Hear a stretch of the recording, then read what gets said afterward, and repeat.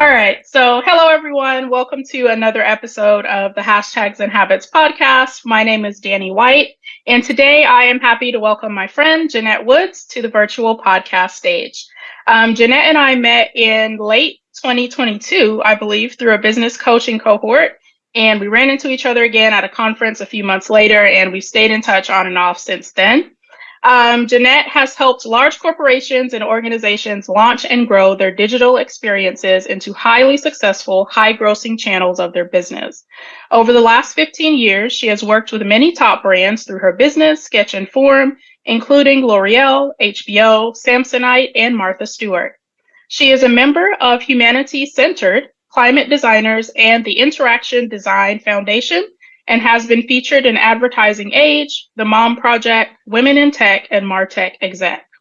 In addition to her work as a UX professional and design strategist, Jeanette also teaches user experience design at Austin Community College. Welcome, Jeanette. I'm glad you're able to join me today. I'm so excited to be here.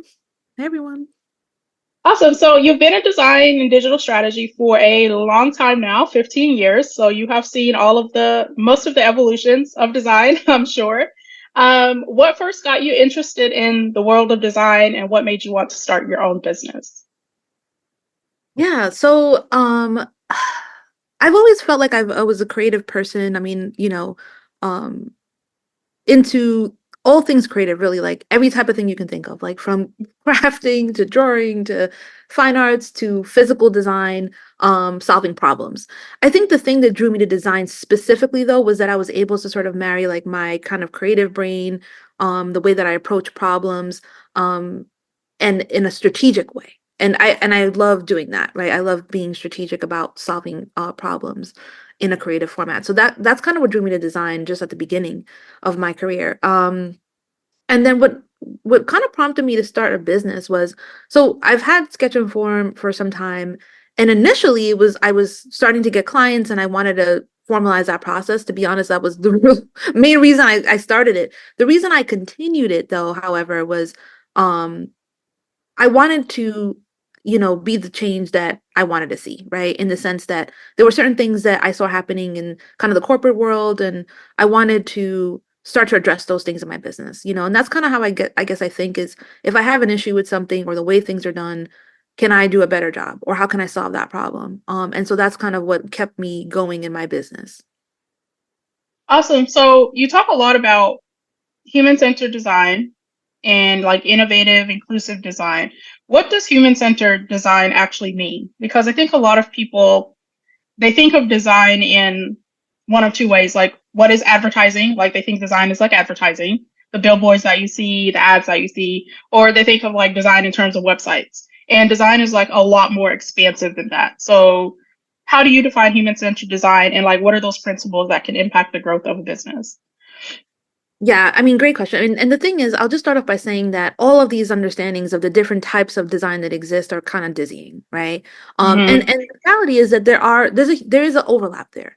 But so let me just start by saying that really human-centered design is about cultivating deep empathy for people that you're designing for, right? And you do that through research or, different type of ways of addressing design work in general. So like Hmm. you do the kind of the empathy, you define the issues. There's a lot of kind of parts to it, but the main thing to take away here is that it's not about sort of heralding the designer as the end all be all. No, the main takeaway is that you're centered on the people that you're designing for, right? And an Right. empathetic. So that's the main takeaway. The other thing I want to add, not to add like a whole bunch of complexity here, but humanity-centered design, which is a little different from human-centered design, is that Mhm. you're taking account societies, communities in a much larger way, and trying to find solutions that are a little bit almost like broader, almost like a systems thing.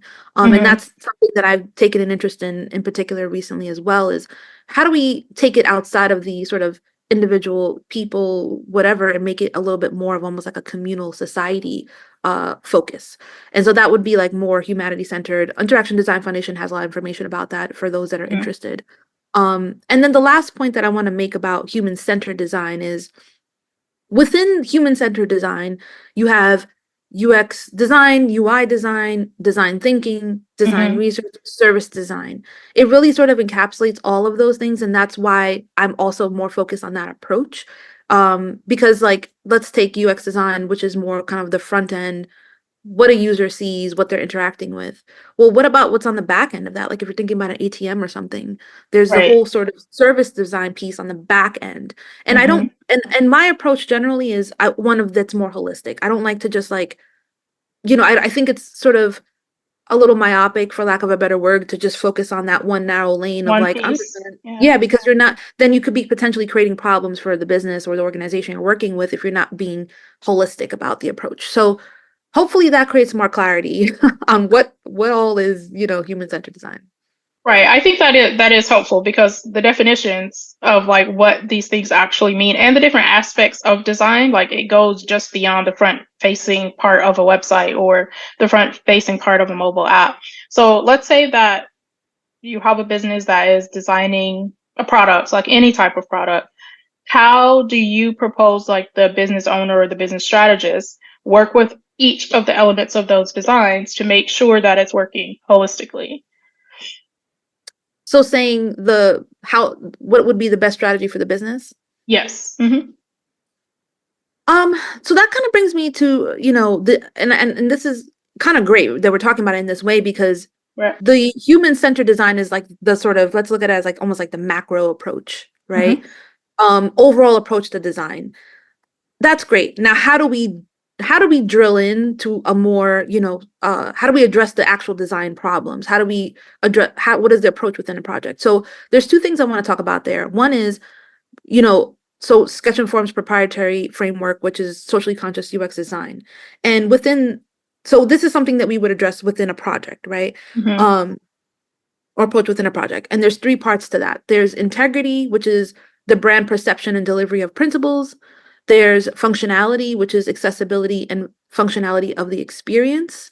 And then there's the collective goals, alignment Hmm. of business and community goals. So within each of those kind of pillars, there's a sort of checklist of, making sure that we're addressing these things, right? Making sure that the project or the business that we're working with is coming from a place of integrity, um, you know, from things like company policies, not doing things like not implementing deceptive design patterns, right? Those type of things. Also making sure that the functionality is working, it's compliant with, accessibility, things like that. And then again, the collective goals. And to me, this is important because it brings it back to like, what is that overlap between what the business is looking to do and what the Hmm. community is doing? That's really huge. And the reason I say that is because a lot of times we do see businesses become so focused on their own internal objectives that sometimes there is um, maybe not as much of a focus on what the community is looking for in that Right. whatever the solution is. So that's kind of one part of it. The other part of it is how do we actually physically, what is the thinking process of addressing these design problems? Hmm. And so a lot of us are familiar probably with the design thinking process. Um, the thing that I want to say about design thinking is that this has been adapted by like almost like every design school, UX, right? Like where a lot of us that are in this space are very familiar with design thinking as an Right. approach. Um, but what I do want to say about that is that there's like anything room for improvement on how to really bring this back to the people, to the community, which is what, my business is focused on, right? And so the way that I would say we do that is adding in the a listen and reflect to Hmm. that design thinking process. So the thinking process is not linear. It's what you call an iterative process. You go back and forth and you make adjustments as needed as new information comes about, right? But it starts with these kind of main things, which is empathize, define, as in define the problem, ideate, start coming up with ideas, prototype, actually physically kind of start to build those things out and to test those things. And then you Hmm. kind of start over and loop back around. Before empathize, though, we do need to start thinking about bringing in, again, more conversations, listening, right? Really listening to what the issues are within the community, um, and then reflecting on those things, right? Right. So that's something that I think is important to sort of bring into that design thinking process. And so those are the main things that we kind of focus on when we are starting to think about human-centered design. Gotcha. So how would a business start doing that initial phase of like listening and getting the feedback from their local community or from people even within their business that might not be directly connected to the particular project? Like how would they start that process? That's a great question because that is a lot of times where the challenge lies, right? In a Yes. practical Yeah. way. And so what ends up happening is like, oh, well, we can't really do this. So I don't, there's no access, or there's too many layers, or there's too many barriers to entry. And so then it just becomes, it's seen as really just like we can do it without it, right? Yeah. And I do think that's a huge mistake because again, you can end up looping back around to, oh wait, we didn't include them, and now so this what we're building doesn't address the problem, right? There's a lot of ways to do this, and really fundamentally it's about how we can have these conversations. It just depends on what you're building out and how, what the community looks like that so Hmm. I say that to say, like, for example, if it is an e-commerce company, you might be able to glean some information from speaking to customer service. Right. What are the customer, how can you have a conversation with your customer service department and start to understand some of the problems that are reoccurring? Where are the patterns?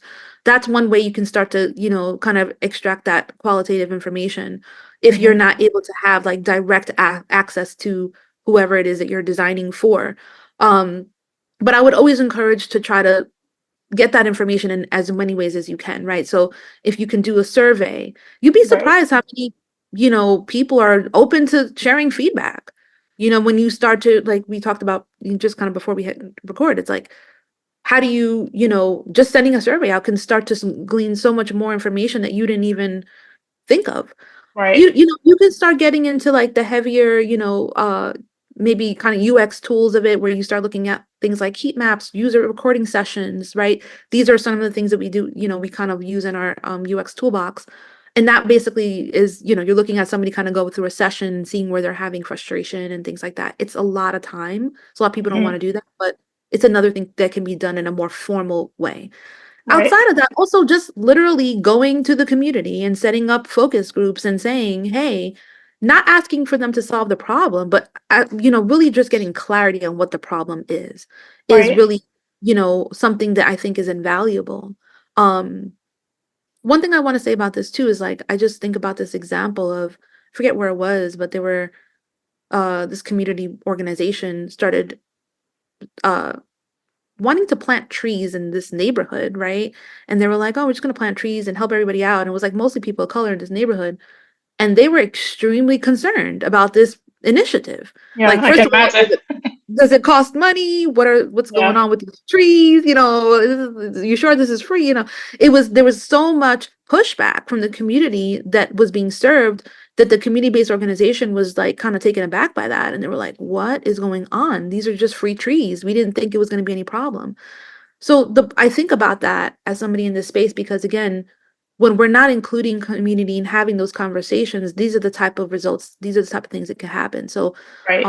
that's the value in this. So yeah, finding a way to connect one way or another and extrapolate that information, I think is going to be really important. For sure. I think about like the healthcare system. There was a documentary I believe that I watched a couple of years ago that talked about a healthcare system in Los Angeles and how the business owners of the hospital would go into the local communities and like start asking them questions, not just about healthcare in general, but about their own healthcare. Like what are the things that they would like to see implemented in like their ER center or like their their urgent care center, the hospitals, things like that. And it kind of started to help turn around that particular hospital. So like community involvement takes time, but when you start to build that trust with people by involving them in the process, like it very much can help your business to grow or your project to grow in ways that you might have never thought possible. Um, I think a lot of many small businesses they feel a little overwhelmed by the process of design thinking, right? So, what advice would you give to them? Let's say that it's less than five people in the company. They don't have a dedicated design person. Like people are kind of like doing things here and there, or they're hiring it out or outsourcing. What advice would you give to them to start implementing like design thinking in some of their strategies? I do think it's really important to have some sort of design representation in terms of, or design leadership in the company in some capacity, or somebody that you're consulting with, or what have you, some sort of way in which you are connected to the people and design. I do think that's extremely important for business growth. And there's been tons of studies on this, like showing that just being even user centered, how that can exponentially grow a business. It's not just Right. about this is the right thing, it's also about this is important for business growth, right? I think sometimes people throw this in the, qualitative bucket, or they just kind of cut the corner and they're like, oh, well, I don't really understand this. It sounds a little messy. Let's keep it moving. And that's not Mm-hmm. saying that you can't be successful at all, but fundamentally speaking, in order to have really that connection that you're looking for, that drives the engagement, that then drives the money, all the things, you need to do that in some capacity. Whether that's, again, having somebody come into your company that kind of occupies this lane, and then Mm-hmm. also, and very much important, or most importantly, allowing them to have a seat at the table, I think is also Right. important, because a lot of times I'll say this, like, I do see people kind of maybe with what they call low UX maturity, so meaning that they're just new in this space. They'll Mm-hmm. bring in somebody and they're like, okay, cool. I heard I needed to do this, so I'm going to bring them in. But then they have all these wild ideas and they want to bring in Mm-hmm. conversations with people and focus Yeah. groups, and it just makes everyone's head spin. And then they just kind of, okay, thank you so much for the input, and kind of throw it to the side. Two things are happening. You're creating a disgruntled employee, most likely. But also, again, that defeats the purpose of how you're wanting to pursue growth. We have to be open to that, right? We have Absolutely. to be open Yeah. to, not saying we have to follow every single thing, but we need to be able to be open to those perspectives, Mm-hmm. to be able to see that growth as it pertains to this. So I guess I'm saying two things really. It's either, one, bring some sort of representation and making sure that they have a seat at the table within your company so that they can help kind of guide you on how to pursue this design thinking process, Mm-hmm. or bringing hire some sort of consultant or expert to come in to help guide you in that process. Either way, I do think that that is important to include in your business. For sure. Absolutely. Um, Artificial intelligence. How do you see artificial? This is probably a very like another gray area, like we were talking about earlier. How do you see AI and machine learning like impacting design thinking and just design in general? Ooh, the big AI. Oh my goodness. There's so much to say about it. I mean, I'll say this, like, for me, it's a tool, right? I think of AI as a tool. We're all going to have to learn how to, and this is what I teach my students as well. Like, there's a lot of nervousness and around, and fear around, what is AI going to do? Is it going to replace us, and all of these things? I think fundamentally the way that we need to think about AI is that it's a tool. We Hmm. need to learn the prompts. We need to learn how to interact with it in a way that is ethical, in a way that is going to be helpful. And that is still nebulous. I think we're still really working on defining that. There are leaders in the space that are focused on creating either legislation or parameters around the ethical use of AI, which is a big, I think, a huge thing when you talk about like community-based design, human-based design. To me, that is a huge part of it, right? And so that's one thing I would be looking for. I know that I signed up, and I can't remember the name of it right now, but I did sign up for there's a AI tool that is similar to ChatGPT, but they're focused on historically accurate accounts of BIPOC history. And Mm, so okay. I think they have a wait list now. I would encourage people to, if they're wanting to pursue AI in this capacity, to think about engaging with tools like that are being built out.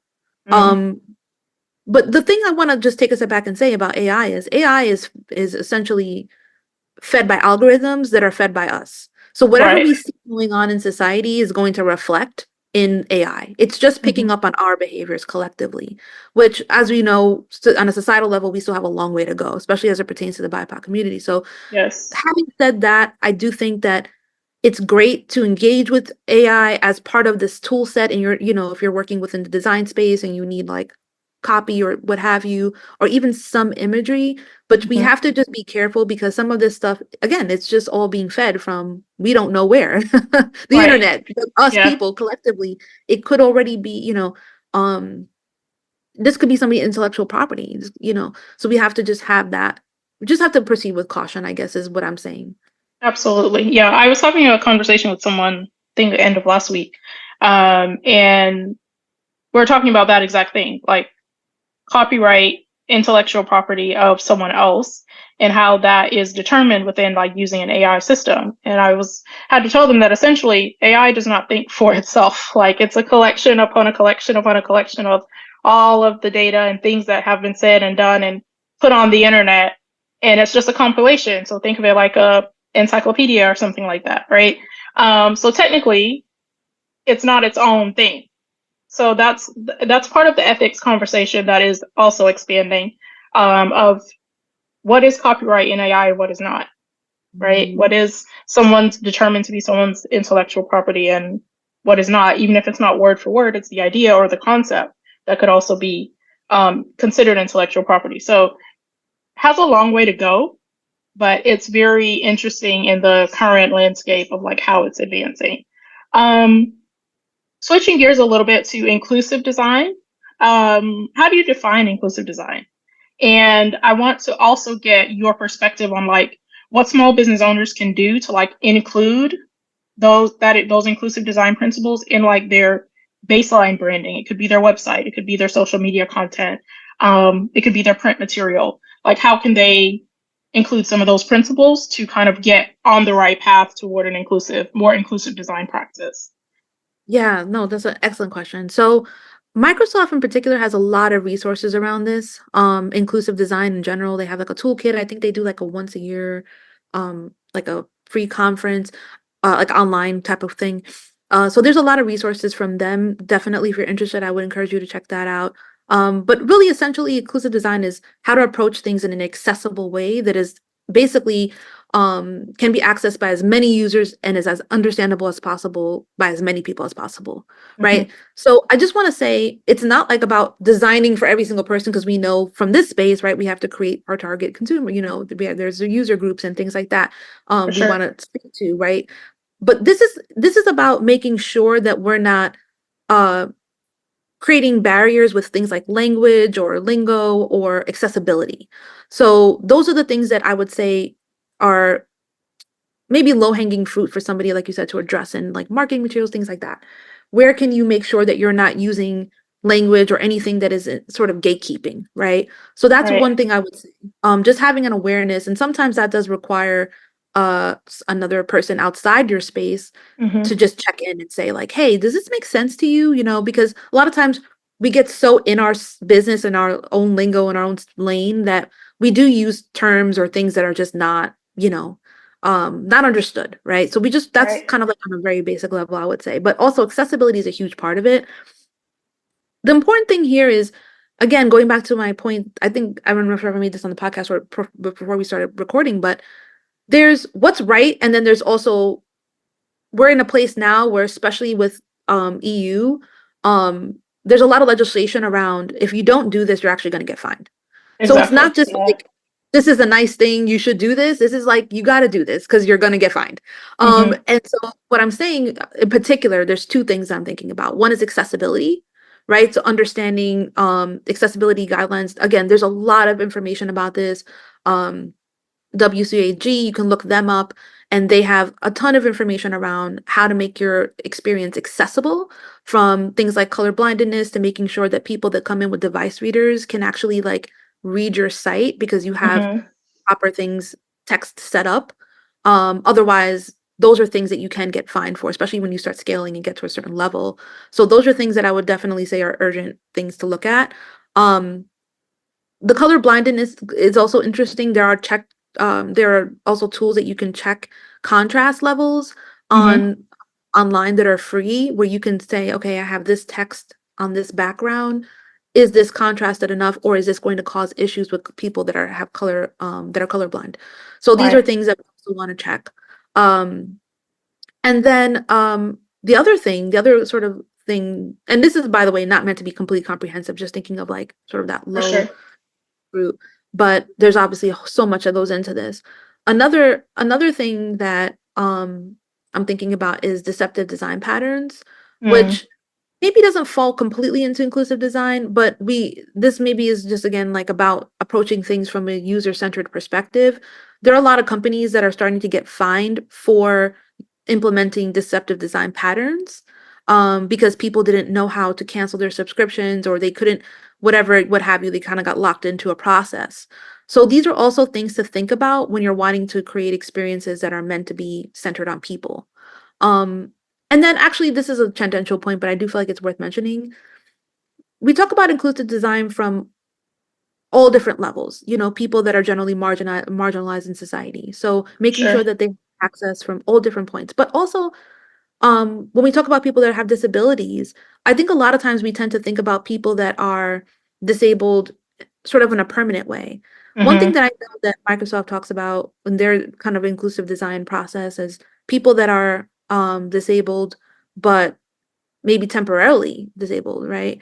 What happens with people like they hurt their arm and they can't, and now they have to use a certain device, or, you know, we have to start thinking about those things. And this is starting to get into the weeds a little bit, but like a little bit more comprehensively and broad, which is that there's all different type of people that are coming to see your experience, and um how can we make that experience as inclusive as possible, right? By taking Sure. all things into consideration. So I know that's a lot, but hopefully there are certain things that you can kind of extrapolate from there and say, okay, here's where I want to start.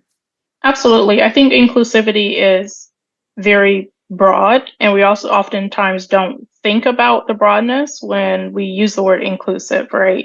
We kind of just assign it to ethnicity or race or gender, and there are a whole lot of other things that need to be included in that inclusivity, which I think is important. Um, okay, you mentioned the Microsoft tool, and you mentioned one other tool. Are there other resources out there that can like help guide small business owners in this discussion?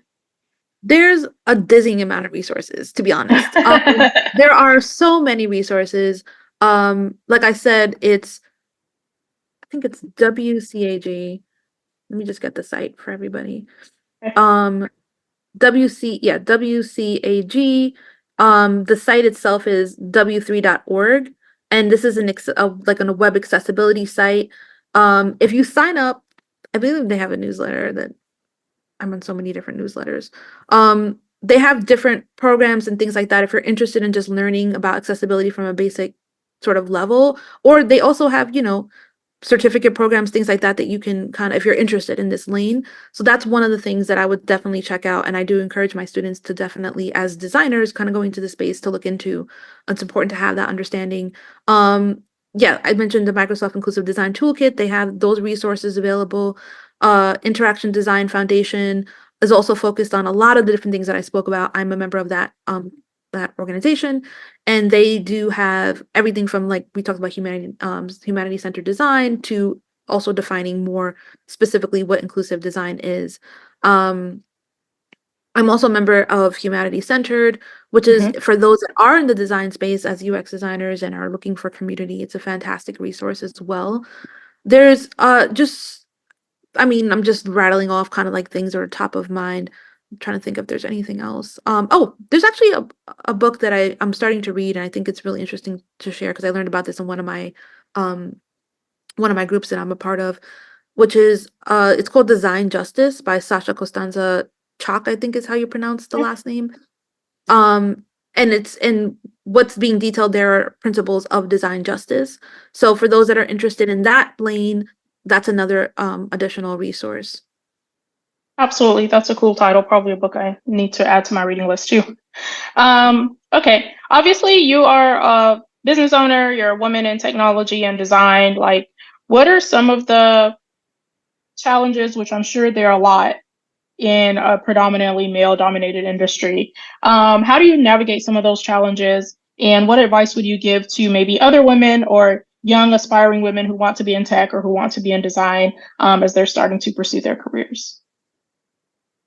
Oh yeah, I mean, there's a lot to say there for sure. Probably could be another episode, I'm sure. Indeed, I think one of the things that just for me is most, I don't know, obvious or pressing is we need more people in this space that are more focused on community. We have moved into a very almost quantitative, reductionist type of way of looking at things, I feel, which is also very much driven by kind of that, I want to say, patriarchal type of approach. I think that there's a lot, and I've spoken to other people in the space about this. I feel that there is a lot, there's much more of a need to have the conversations we're having today around inclusive design, around having um, a design thinking approach that's more community centered. Like, I do think that we need to do a better job of leveraging the qual and the quant, the quantitative, the qualitative, right? And that space in between user and business. What is that gray area? A lot of people don't feel comfortable with that gray area, like we were talking about prior to recording. A lot of people don't feel comfortable with the touchy-feely side of it, the deep forensic, qualitative parts of it, really talking to community and getting their, self-immersed in that. A lot of people just want to run right to the numbers and data and use that to inform everything. And I do think that's a mistake. I For think we sure. need to be able to serve the people, the communities that we're building these experiences for by connecting with them. We can't cut that corner because it's going to get us on the back end. Hmm. Um, and so I think for me, that's been a challenge because I've seen a lot of people kind of either say, oh, that's not as important, or, lean more into, again, that just looking at Google Analytics. And again, I'm not distilling that. That's important. We have to bring that in. That's huge. But I think that we've, again, created an environment where we're less focused on the people, less focused on the communities, and more focused on, spreadsheets. Right. So I think that for me is where I feel there's a big challenge. And I feel like there's a big, I think there's a need to pull it back. I think there's a need to bring it back and have this a wider perspective on how we're approaching design now. Gotcha. So for anyone who wants to pursue a career in design, or who is maybe looking, who owns a business and is maybe looking to hire the right type of designer in their business, uh, what are some what are some tips that you would give them? Mm, yeah. Well, it's we'll say this. It's a little challenging because I know right now is it's a little bit of a challenging time for designers who are kind of entering this space because Hmm. everything that's been going on with tech recently. But I would not let that discourage you if you're interested. I think finding out, and this is something I tell my students, is like, what is the lane that you want to occupy? What kind of work do you want to do here? A lot of times we're like, we kind of plunge in and we're just, I like all things design, right? But I think that's a mistake, just like within business, like niching is going to be important, right? Figuring Hmm. out where you want to focus your energy, your attention, what kind of, companies you want to work with, those type of things I do think is important. And then Yep. again, talking about design, what type of design do you really want to do? There's so many different types. I mean, you can be interested in visual design, you could be interested in UX design. It's okay to occupy multiple lanes, but I do think having an understanding of what most resonates with you is important. And the way you can start doing that is by, getting information online. Nielsen Norman Group, they have a lot of resources and information so you can start to really figure out like, okay, what am I interested in? Hmm. Um, so that's what I would say is figuring out where you want to start. And then again, there's so many different types of ways to get that education. There's so many certifications now, especially in the UX design space, or any of the design spaces really, that I mean, you can do it from home, right? Right. I Yeah. I work with a college, it's specifically because I believe in community and I believe in giving back to community college, right? In that capacity.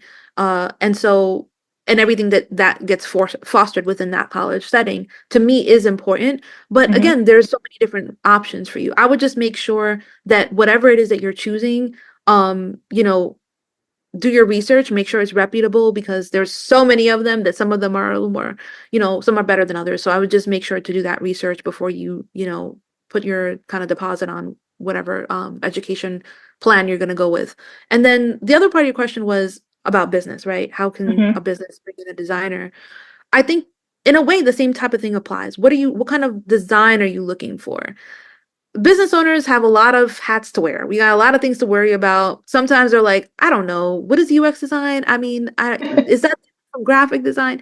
Yeah, It's important to educate yourself on that first. What are the differences and what are the things that you're looking for and the things that you need within your business? Are you looking to build out a new product, as in an app? Or, are you looking to optimize your website? Are you looking to do research on what even needs to be done from an engagement level? Or are hmm you looking for somebody to just create graphics?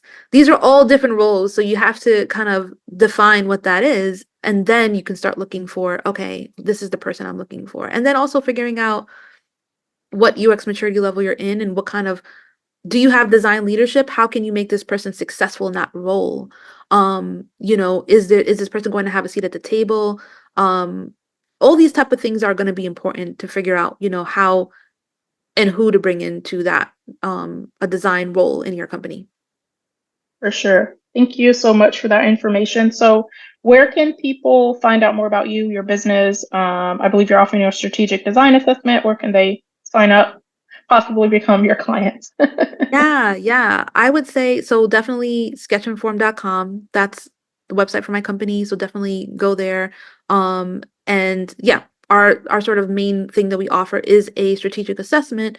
And what that is, just to kind of provide a little clarity on that, is just us going through your site and figure out if you have an existing experience where there are things that are from kind of both ends, like the community and the user side of it, the business side of it, really figuring out where there's opportunity to improve upon that experience and where there's things that are maybe causing bottleneck or some sort of a friction with the person that you're designing for, or the business obviously.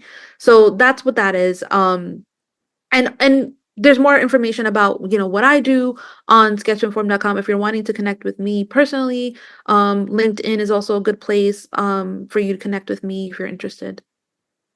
Awesome. Well, thank you so much, Jeanette, for your time and for all of the insights you've shared with us about design. Really appreciate it. Everyone, the website is sketchinform.com, and you can learn more about Jeanette Woods and her work there and on LinkedIn as well. Thank you so much, and we'll see you all next week. Thanks, Danny.